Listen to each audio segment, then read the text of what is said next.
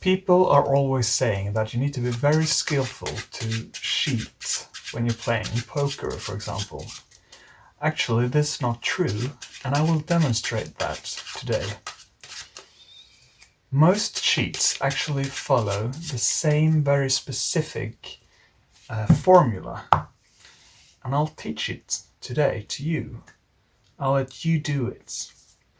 So I want you to take the deck, and I want you to cut it and leave about a fourth of the deck on the table.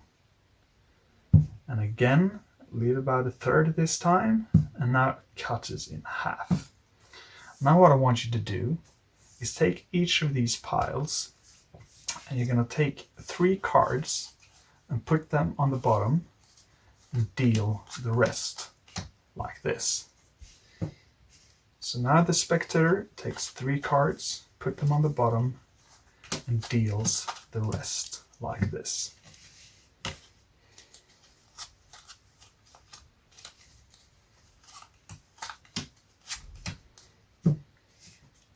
And the last one.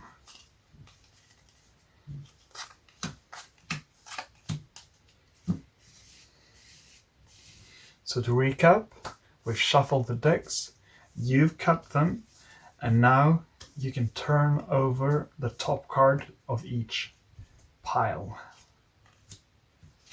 And you've managed to cut to the 4 aces.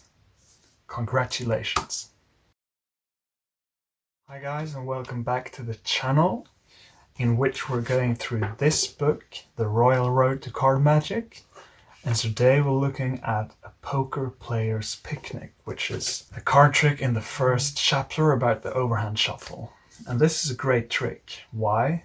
Because it's easy, it's very easy, it's actually self-working, so you can put all your attention on presentation. I just did a quick one for demonstrating, but you can make this as entertaining as you can. Only the imagination sets boundaries. Okay, so let's get into it. As I said, it is practically self-working, but as we now know the overhand shuffle, we will use that to make it even more spectacular. So the only setup, so to speak, for this trick is having the 4 aces on the top. So the 4 aces is on the top. I also want to say, by the way, that this never underestimates how powerful a card trick can be when the spectators are the ones who actually do the magic. You can do very skillful demonstrations or whatever, but the card tricks which are done in the spectator's hands is always the most powerful, so don't forget that. Okay, so the 4 aces are on the top. And now we're going to start off by just shuffling the deck casually. And if you've seen my last video about the overhand shuffle, you know how to do this by now. So you shuffle in the first shuffling movement, you shuffle off the stock at least, a couple more just to make sure. And then you in-jog the next card and you shuffle off. And now you form a thumb break at the in-jog, and you shuffle to the break, and you throw. And now if you want to do another shuffle, you can undercut about half, in-jog the next, and shuffle off. And then by lifting on the in-jog, you can make a straight cut to the table. Now, if you have a borrowed deck, or if this isn't your first trick, the aces will be, in the deck in different places, but you can still do the trick, but it will be a little bit trickier. You'll start off, if this is the case, by going through the deck. So you tilt the deck so only you can see the faces of the cards, and then you say something in the lines of, if it's a borrowed deck, you can say, yeah, is this a normal deck, for example? And then you cut the first ace to the bottom. Or you can say something like, are there aces? Are there jokers in the deck? Because I don't want the jokers. And when you get to the next ace, just divide the two packets as much as you need to push that ace to the bottom, to the face of the deck. And you just do this casually, as if you're going through the deck.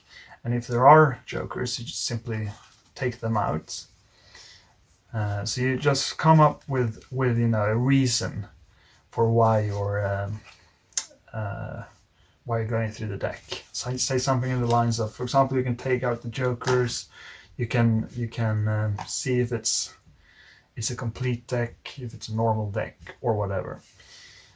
But now you have the aces on the bottom, so you need to, the first thing you have to do is to shuffle them to the top, and that's quite easy. You just shuffle normally, and the last half dozen or so you run.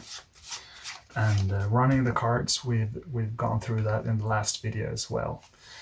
And now the procedure is the same. You simply do 1 or 2 shuffles, retaining the top stock. Yeah. So you're in the same place now. You have the 4 aces on top. Now the rest is up to the spectator. So you instruct the spectator to cut the deck and leave about 1/4 of the deck. Doesn't really matter. And then again, and leave 1/3, and then half. So they're about the same size. And then you instruct them to take 3 cards from the top and put them on the bottom, and then deal the rest. And of course, it's important that you explain this clearly, and also make sure that they're doing this, and they don't do anything else, because it's important for the trick, of course, that they do this right. So yeah, keep your eyes open so that they're doing what they're supposed to do, so to speak. So what we're done, we've added 3 cards on the aces, which is here. Yeah, by dealing 3 times to this. But what the spectator is doing now is he takes those 3 cards and he puts them on the bottom, and he deals the aces on these piles. And now you kind of milk it. You can recap, you remind them that you shuffle the deck, and the spectator got to cut the deck, and the spectator did all the work, and you play up all these stuff, that the spectator actually did this himself. You don't need to recap that they put 3 cards on the bottom, for example, because yeah, that doesn't make the trick stronger. So make sure to recap and focus on the things that makes the trick stronger. Yeah, and now they get to turn over the 4 aces, and voila. And the reactions are always strong on this trick, even though it's a very easy trick. And this is, once again, because it's happening in the hands of the spectator, and that is always very strong. So don't underestimate this trick just because of how easy it is. Okay, for more content like this, make sure to subscribe, because we're going through this book, one of the best magic books for beginners. We're gonna go through the whole book, all the slides, and most of the tricks, the best tricks. So make sure to get on the train early and subscribe, and give me a like, and comment in the comment section if you liked it, if there's something else you want to see in the channel, or your experience with this trick, or how it goes once you've done the trick. That would really be nice to hear how it went for you. Okay, so have a lovely day, and see you back here in the next video with another great trick from this book before we move on to the next technique, which is the riffle shuffle. Okay, goodbye.